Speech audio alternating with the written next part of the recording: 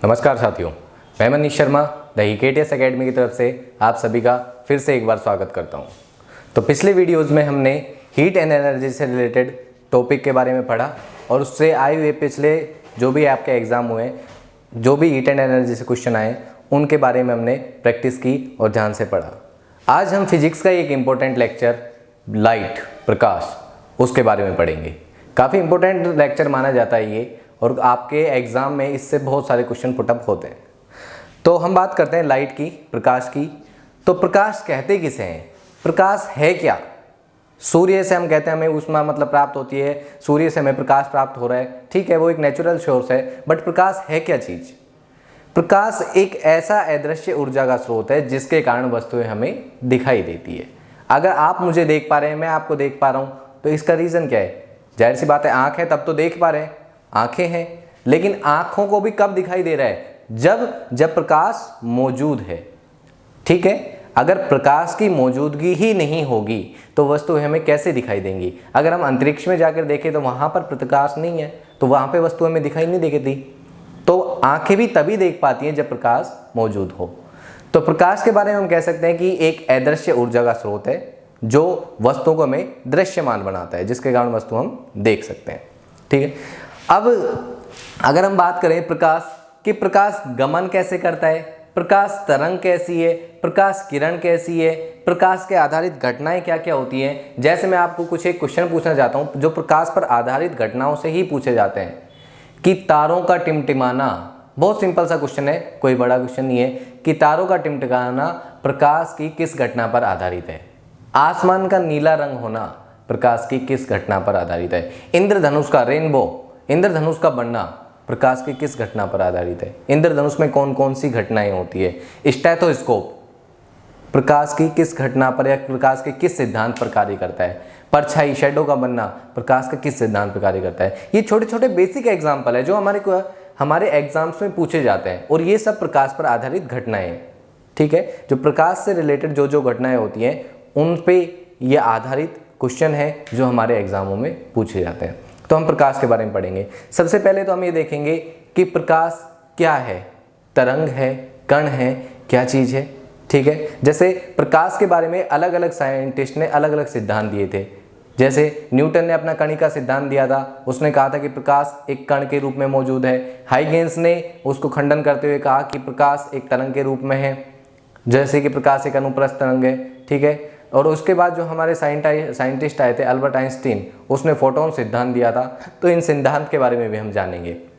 सबसे पहले हम प्रकाश की बात करते हैं कि प्रकाश गमन कैसे करता है। तो याद रखना साथियों, प्रकाश हमेशा सीधी रेखा में गमन करता है। अब आप कहोगे ये तो सीधी रेखा है ही नहीं, सीधी लाइन तो ये होती है। तो ये प्रकाश, सीधी लाइन तो ये होती है, ये प्रकाश इस दिशा में ऐसे गमन कर रहा है, ठीक है। अब देखिए एक बात कि है तो सीधी दिशा में। फॉर एग्जाम्पल, उदाहरण के तौर पे आप समझ सकते हो, जैसे आप मान लीजिए कोई टॉर्च है, ठीक है, उस टॉर्च को ऑन करते हो तो उसका प्रकाश सीधी रेखा में जाता है, ठीक है। ऐसा तो है नहीं टॉर्च आपने यहाँ ऑन किया और उसका प्रकाश विपरीत दिशा में जा रहा है, इधर जा रहा है या इधर जा रहा है, नहीं।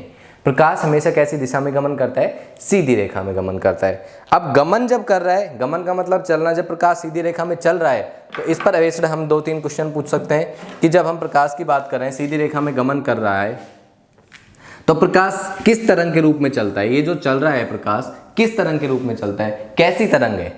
तो सबसे इंपॉर्टेंट क्वेश्चन यही बन जाता है कि प्रकाश एक विद्युत चुंबकीय तरंग है, इलेक्ट्रोमैग्नेटिक वेव्स। प्रकाश कैसी तरंग है? एक विद्युत चुंबकीय तरंग के रूप में गमन करता है। प्रकाश विद्युत चुंबकीय तरंग के रूप में गमन करता है।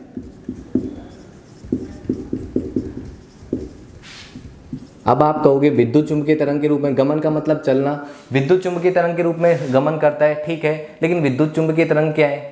तो इस चीज के बारे में जब हम इलेक्ट्रिसिटी मतलब विद्युत के बारे में पढ़ेंगे तब आपको हम डिटेल से बताएंगे कि विद्युत चुंबकीय तरंग क्या होती है। वैसे आप यहाँ पे ये इस तरीके से जान सकते हो कि विद्युत चुंबकीय तरंग वो होती हैं जिन्हें गमन करने के लिए, चलने के लिए किसी भी माध्यम की आवश्यकता नहीं होती।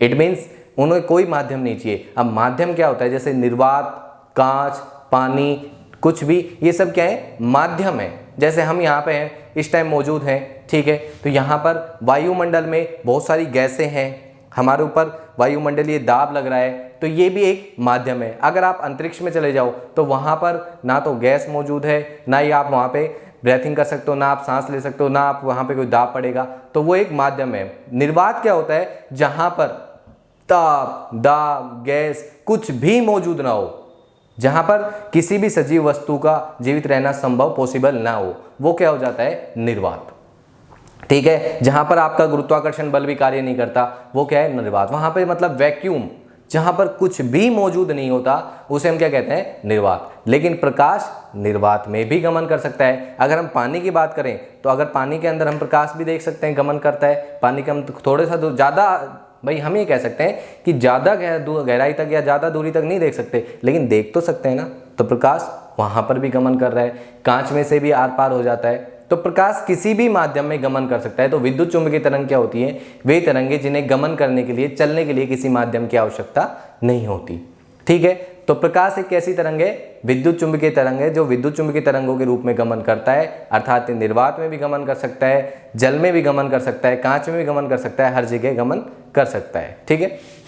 अब इसकी अगर हम बात करें तो कैसी दिशा में गमन करता है? ये हमेशा सीधी रेखा में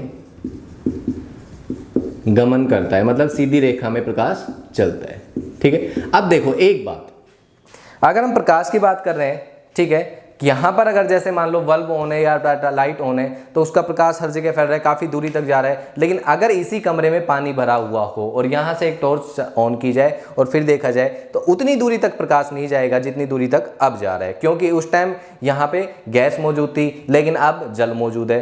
प्रकाश गमन जरूर करेगा, लेकिन उसकी चाल कम हो जाएगी, ठीक है। अगर कांच मौजूद हो तो और कम हो जाएगी। तो मतलब अलग अलग माध्यमों में प्रकाश की चाल अलग अलग होती है, हर जगह चाल फिक्स नहीं होती, ठीक है। और कुछ एक माध्यम होते हैं जिनमें प्रकाश की चाल से क्वेश्चन पूछे जाते हैं। तो अलग अलग माध्यमों की बात की जाए तो सबसे तेज चाल किस माध्यम में होगी और सबसे कम चाल किस माध्यम में होगी, ये हम पढ़ेंगे, ठीक है।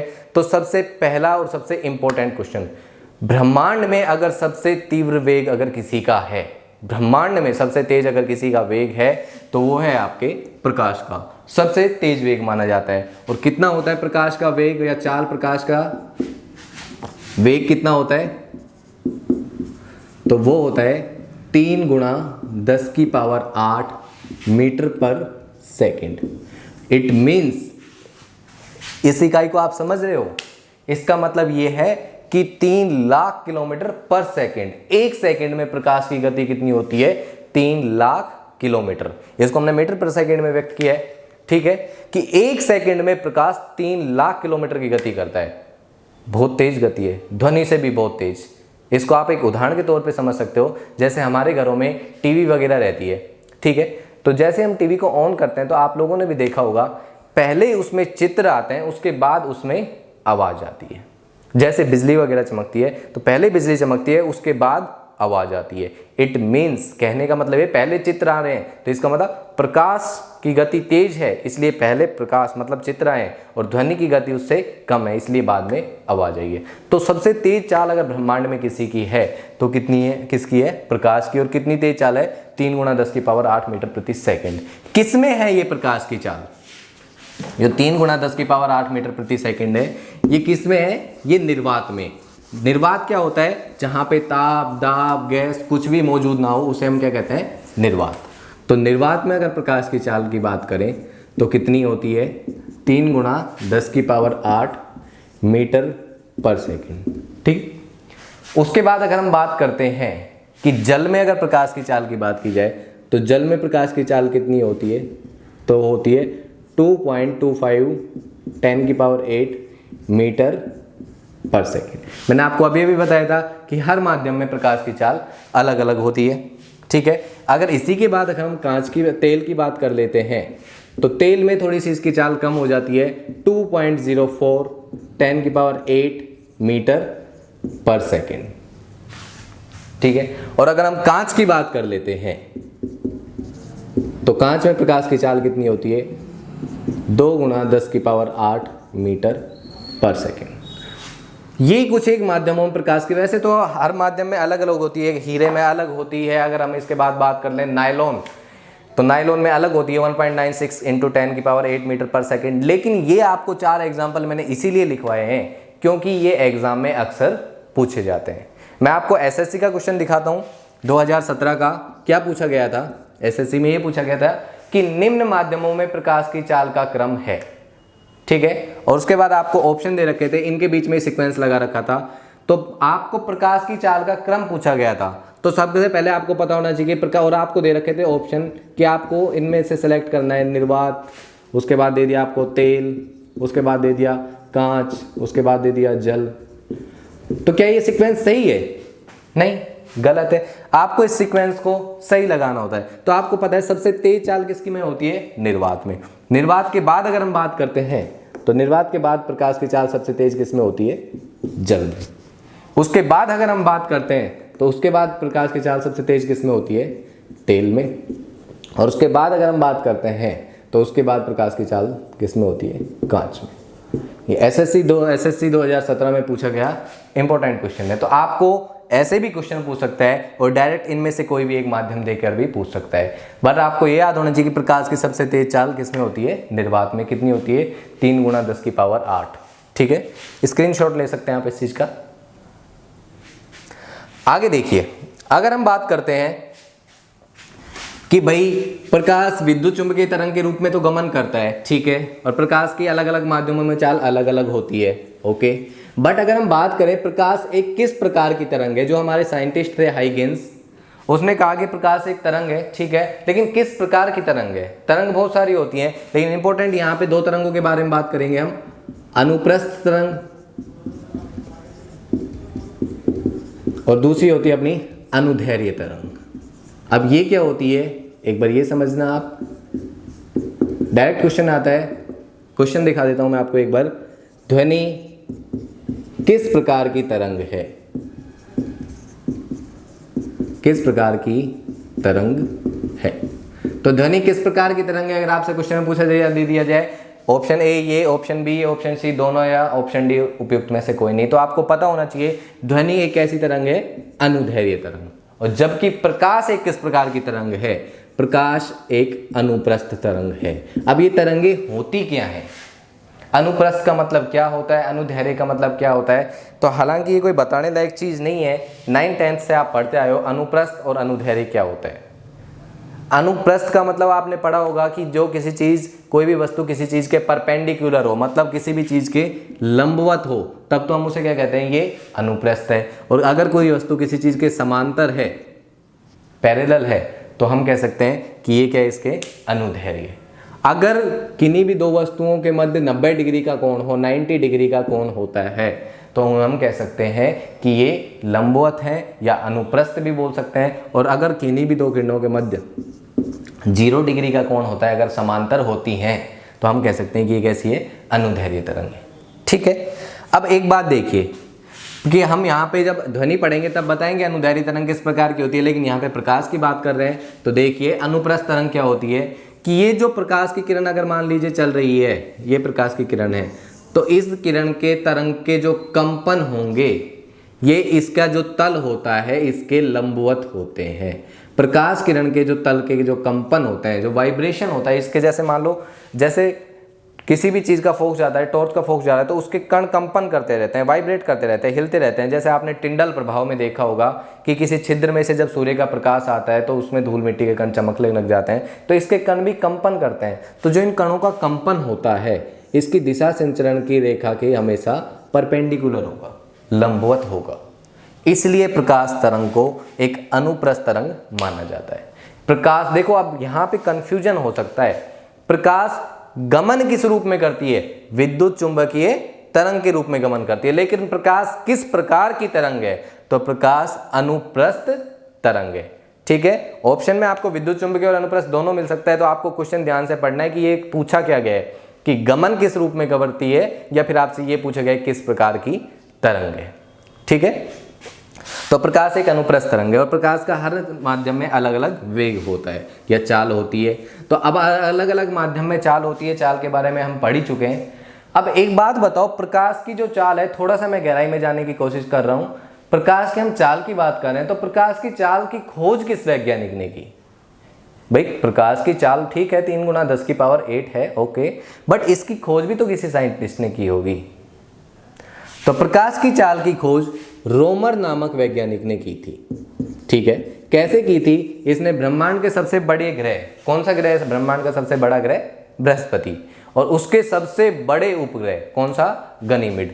तो ब्रह्मांड के सबसे बड़े ग्रह जुपिटर, बृहस्पति के सबसे बड़े उपग्रह गनीमिड के द्वारा प्रकाश की चाल की खोज की थी कि ये जो गनीमिड उपग्रह ये बृहस्पति ग्रह के कितनी देर में चक्कर लगा रहा है। इससे इसने तुलना करके प्रकाश की चाल की खोज की थी रोमर नामक वैज्ञानिक ने। ठीक है, ये तो प्रकाश के बारे में एक छोटी सी जानकारी हो गई।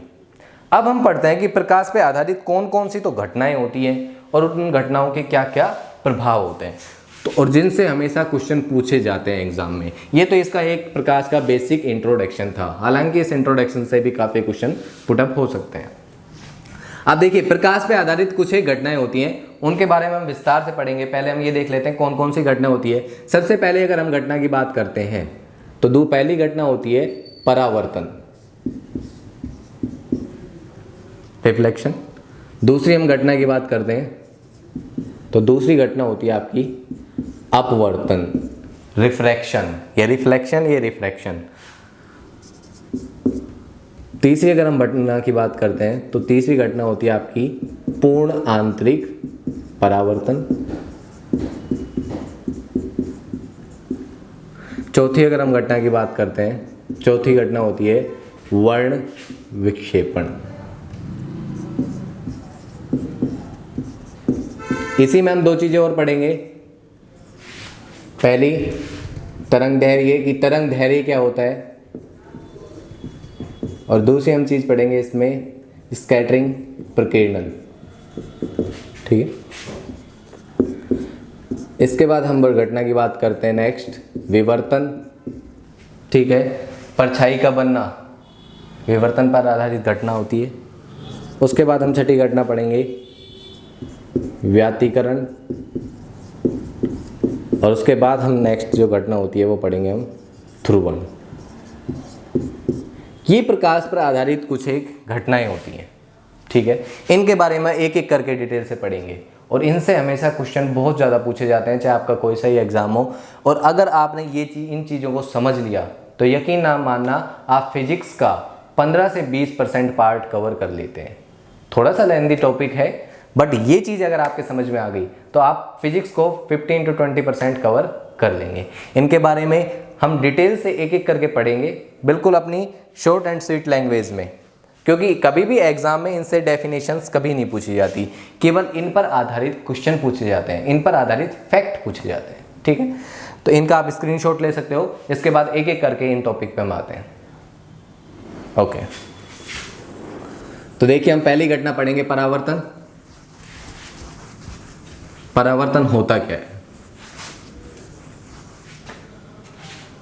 अगर हम बात करते हैं परावर्तन की, तो परावर्तन किसे कहेंगे वो समझना एक बार, कि जब कोई प्रकाश किरण एक माध्यम से दूसरे माध्यम में जाए, ठीक है, और उस माध्यम की सतह से टकराकर वापस उसी माध्यम में लौट जाए, तो वह घटना क्या कहलाती है? परावर्तन। ये इसकी डेफिनेशन है, बट डेफिनेशन से हमें कुछ नहीं लेना देना, हमें केवल ये चीज़ समझनी है, क्योंकि एग्जाम में डेफिनेशन आपसे नहीं पूछी जाएगी। आप कौन सा थ्योरेटिकल एग्जाम देने वाले हो। ठीक है, अब आपको एक बार ध्यान से समझना है इस चीज़ को कि भाई क्या तो माध्यम होता है। माध्यम क्या हो गया? जैसे अगर हम बात करते हैं कि ये अगर मान लो यहाँ पे ये इस जगह कांच है, ठीक है, और यहाँ से कोई प्रकाश किरण आ रही है, तो यहाँ पे क्या है? गैस, वायु।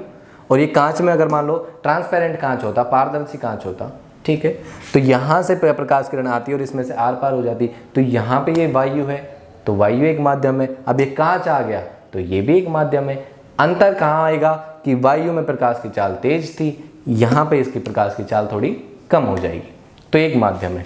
तो देखिए परावर्तन क्या होता है कि ये मान लीजिए एक प्लेन कांच है और इसकी सतह पर मैंने यहाँ पर पॉलिश कर दी, ठीक है, ये इस पर पॉलिश कर दी गई, तो अब ये क्या बन गया? एक दर्पण, यदि किसी कांच की एक सतह पर पॉलिश कर दी जाए तो क्या बन जाता है? दर्पण, मिरर, जिसमें हम अपना अक्स देखते हैं। ठीक है, तो अब देखिए क्या होता है, अगर मान लीजिए कोई प्रकाश किरण आ रही है, यहां से आई, ठीक है, अब एक बात बताओ, जब इसकी एक सतह पर पॉलिश कर दी कि तो क्या इसमें से आर पार हो जाएगी किरण?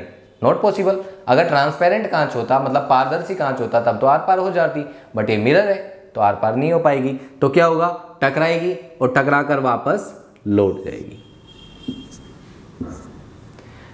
प्रकाश किरण आई, इस माध्यम की सतह से टकराई और टकरा कर वापस लौट गई। वायु से ही आई थी और वायु में ही लौट गई।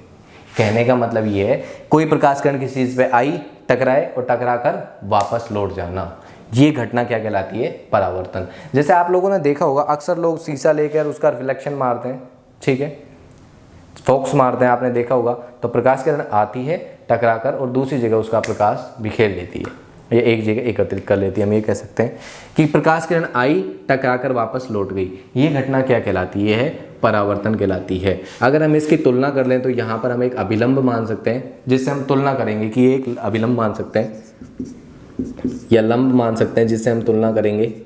ये प्रकाश किरण आ रही है तो ये आपतित किरण, ठीक है, और ये टकरा कर वापस जा रही है तो ये परावर्तित किरण, ठीक है। प्रकाश किरण आई, यहां पे टकराई और टकरा कर लौट गई, वायु से ही आई और वायु में ही लौट गई, ठीक है। तो यहां पर मान लीजिए, अब देखो आपको ये और भी बेसिक आसान तरीके से समझाता हूं मैं इसको। कोई भी प्रकाश किरण आई, टकराई और वापस लौट गई, जहां से आई वायु से आई और वापस वायु में ही लौट गई, तो ये घटना क्या कहलाती है? परावर्तन कहलाती है। उदाहरण से आपको बहुत अच्छे से समझ में आएगा, लेकिन यहाँ पे एक चीज मैं समझाना चाह रहा हूँ कि अगर अभिलंब से तुलना करें कि यहाँ पर अगर मान लीजिए किसी कोण से आ रही है, ठीक है, मान लीजिए आप एक आई कोण से आ रही है और यहाँ पे ये टकरा कर जा रही है वापस, कि कितने डिग्री कोण से? आर कोण से टकरा कर जो माल जा रही है। तो अब देखिए परावर्तन की घटना में होता क्या क्या है। ये परावर्तन घटना है कि सबसे पहली बात कि प्रकाश किरण आई, टकरा कर लौट गई है तो परावर्तन हो गई। इसमें जो आई होगा आपतन कोण होगा, इंटेंस एंगल होगा आपतन कोण, और यहां पर रिफ्लेक्ट एंगल जो होगा आपका परावर्तन कोण। इन कोणों के मान हमेशा समान होंगे परावर्तन घटना में। अगर मान लीजिए मैं कहता हूं ये किरण 40 डिग्री के कोण से आई तो 40 डिग्री के कोण से ही परावर्तित होती है। रेलवे में एक क्वेश्चन पूछा गया था, आज तक कभी ऐसा क्वेश्चन नहीं पूछा जाता, बट रेलवे में पिछली बार डी ग्रुप के एग्जाम में पूछ लिया गया। क्या पूछा गया? परावर्तन की घटना में यदि एक किरण 60 डिग्री के कोण पर आपतित होती है तो उसका परावर्तन कोण कितना होगा। हम डेफिनेशन पढ़ जाते हैं, एग्जाम्पल पढ़ जाते हैं, बट उस पर रिलेटेड हम ये चीज पढ़ जाते हैं कि आपतन कोण और परावर्तन कोण का मान समान होता है, बट हमें इस चीज को अप्लाई करना नहीं आता कि इसको लागू कैसे करें। तो ये चीज आपको समझनी होगी। परावर्तन की घटना में आई और r, angle i is equal to angle r, आपतन और परावर्तन कोण का मान समान होगा। जितने डिग्री के कोण से किरण आ रही है तो 60 डिग्री के किरण से आई, कोण से किरण आई थी तो 60 डिग्री के कोण से ही किरण क्या हो जाएगी? परावर्तित हो जाएगी। इस घटना में आपतन किरण, अभिलंब और परावर्तन किरण तीनों एक ही तल पे रहते हैं। ये तो एक बेसिक सी जानकारी है, दैट्स नॉट इम्पोर्टेंट, इम्पोर्टेंट ये चीज है। अब इस चीज को समझने के लिए हम एक उदाहरण ले लेते हैं। इसका उदाहरण भी पूछा जाता है, जैसे आईने में हम अपना प्रतिबिंब देखते हैं तो वो किस पर आधारित घटना है कि जो मिरर होता है उसमें जब हम अपना अक्ष देखते हैं, ठीक है, तो अक्ष में जैसे ही हम देखते हैं तो हमारी आंखों से प्रकाश किरण जाती है, दर्पण से टकराती है और टकरा कर वापस आती है, तब हमें अपना प्रतिबिंब दिखाई देता है। इसका एक बहुत इंपॉर्टेंट एग्जाम्पल जो अक्सर एग्जाम में पूछा जाता है, स्टेथोस्कोप। स्टेथोस्कोप किस सिद्धांत पर कार्य करता है? पहली बात तो ये स्टेथोस्कोप होता क्या है, कितने लोग जानते हैं? तो देखिए स्टेथोस्कोप आप लोगों ने देखा भी होगा, डॉक्टर वगैरह मेडिकल ट्रीटमेंट करते टाइम कान में लगाकर चेक करता है, उसे स्टेथोस्कोप बोला जाता है। आपने देखा होगा इस प्रकार की स्ट्रक्चर होती है कुछ, ये कानों में लगाए जाते हैं और इसके आगे ऐसा होता है जिससे वो हमारी हार्ट बीट चेक करता है। इस उपकरण को स्टेथोस्कोप बोला जाता है, ठीक है। इसके खोजकर्ता कौन थे? तो स्टेथोस्कोप के खोजकर्ता थे रेनक लेनी, स्वीडन के साइंटिस्ट थे इन्होंने स्टेथोस्कोप की खोज की थी, ठीक है। तो हम बात करें कि स्टेथोस्कोप जो होता है एक प्रकाश के किस सिद्धांत पे कार्य करता है? तो ये प्रकाश के परावर्तन सिद्धांत पे कार्य करता है। कैसे कार्य करता है वो समझना है आपको। देखिए एक बार स्क्रीनशॉट ले लीजिए एक बार इसका। देखिए कैसे काम करेगा वो समझना है आपको कि भाई जैसे मान लीजिए मैं कहता हूं ये स्टेथोस्कोप है, ठीक है, इसका आगे का ये है। अब इसकी खासियत ये होती है कि अगर यहाँ पे हल्का सा भी अगर वाइब्रेशन होता है, कुछ भी होता है, कुछ भी साउंड अट्रैक्ट होती है इस जगह, तो ये तुरंत यहाँ पर सुनाई देती है जो हम कानों में लगाकर। तो डॉक्टर क्या करता है, इसको जैसे हमारे यहाँ पे चेस्ट पे लगाता है, ठीक है, तो हम देखेंगे चेस्ट पे लगाने के बाद कि जैसे ही हमारी हार्ट बीट, जैसे आपको पता है अपना हार्ट वाइब्रेट करता रहता है, ठीक है, तो जैसे ही हार्ट बीट चलेगी हमारी तो यहाँ पे कंपन होगा, वाइब्रेशन होगा, और वो रेज हार्ट की इससे टकराएगी और टकरा के वापस लौट जाएगी, ठीक है। तो जैसे ही 1 मिनट में जितनी बार भी किरण यहाँ पे टकराती है, अगर मान लीजिए मैं कहता हूँ अपना हार्ट 72 बार धड़कता है, ठीक है, मानना क्या है, धड़कता ही 72 बार है, ठीक है, 72 टाइम्स। तो अगर जितनी बार 1 मिनट तक वो चेक करता है, अगर इसको लगाकर जितनी बार यहाँ पे साउंड होगी उतनी बार ही वो यहाँ पे काउंट करेगा। तो इससे वो डॉक्टर ये चेक करता है कि अपनी हार्ट बीट चल रही, सही चल रही है नहीं चल रही। तो आप ये देखिए प्रकाश के परावर्तन सिद्धांत पे कार्य करने वाली घटना है। यहाँ से वाइब्रेशन साउंड आई, इस पे टकराई और वापस लौट गई, ठीक है। तो यहाँ पर जितनी बार टकराएगी आवाज होगी और डॉक्टर इसको काउंट कर लेगा। तो किरण आना और टकरा कर लौट जाना, ये कौन सी घटना होती है? अभी हमने पढ़ा है कि कोई प्रकाश किरण आए और टकरा कर वापस लौट जाए, तो ये कौन सी घटना होती है? परावर्तन। तो स्टेथोस्कोप प्रकाश के किस सिद्धांत पे कार्य करेगा? परावर्तन के सिद्धांत पे कार्य करेगा। हमें आईने में अब जो अपना प्रतिबिंब दिखाई देना, ये प्रकाश के किस सिद्धांत पे कार्य करता है? ये भी प्रकाश के परावर्तन के सिद्धांत पर ही कार्य करता है। इसके बाद अगर हम दूसरी घटना की, आई थिंक क्लियर हो गया होगा सभी को। बहुत छोटे छोटे क्वेश्चन बनते हैं, इसमें से एक ही क्वेश्चन बनता है स्टेथोस्कोप का और इंपॉर्टेंट माना जाता है। एक बात और कि अगर मान लीजिए मैं कहता हूं एक तो स्मूथ सरफेस हो कोई, मतलब चिकनी सतह हो, एक रफ सरफेस खुरदरी सतह हो, तो किस घटना पर परावर्तन ज्यादा होगा? इसका आप मुझे कमेंट बॉक्स में जवाब देंगे, वरना हम कल इस चीज को डिटेल से पढ़ेंगे कि एक तो चिकनी सतह है और एक खुरदरी सतह, तो किस पर परावर्तन की घटना ज्यादा होगी? अक्सर आप लोगों ने देखा होगा बाइक वगैरह गाड़ियों वगैरह की लोग पॉलिश करा लेते हैं, ठीक है, और पॉलिश कराने के बाद वो चीज़ चमकने लग जाती है। तो ये भी किस घटना पर आधारित है? परावर्तन के सिद्धांत पर आधारित घटना है। जैसे लेडीज़ वगैरह क्या करती हैं, मेकअप वगैरह कर लेती हैं, वो और ब्यूटीफुल और सुंदर दिखने लग जाती हैं। तो फैक्ट है, ये भी एक परावर्तन पर आधारित ही घटना है। तो इसकी बाकी घटनाओं के बारे में हम नेक्स्ट वीडियोज़ में पढ़ते हैं। वीडियो देखने के लिए thank you, have a nice day.